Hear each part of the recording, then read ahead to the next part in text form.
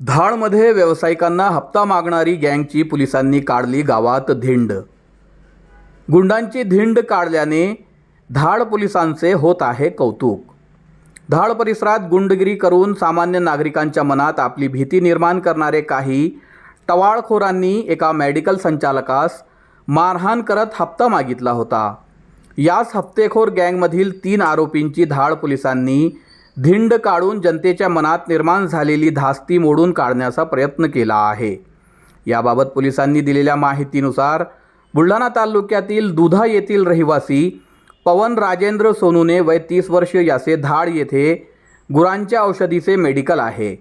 मागील 6 फेब्रुवारी रोजी दुपारी 3:30 वाजेच्या सुमारास सोनूने आपल्या मेडिकलकडे जात असताना 4 जणांनी त्यांना धाळ येथील जगदंबा स्वीट मार्ट समोर अडवून धाळमध्ये व्यवसाय करायचा असेल तर आम्हाला हप्ता द्यावा लागेल असे म्हणत मारहाण केली होती। या प्रकरणी धाळ ठाण्यात गुन्हा दाखल करून तपास सुरू करण्यात आला होता।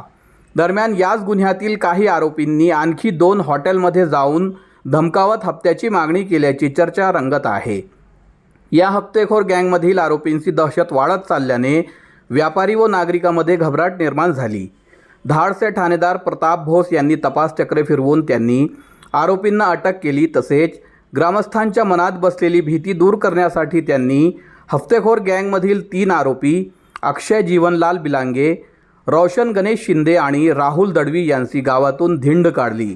धाळमध्ये दहशत पसरवणारी या हफ्ताखोर गँगची गावातील मुख्य बाजारपेठेत धिंड काढल्यामुळे ग्रामस्थांचे मनोबल वाढले असून पोलिसांचे देखील कौतुक होत आहे।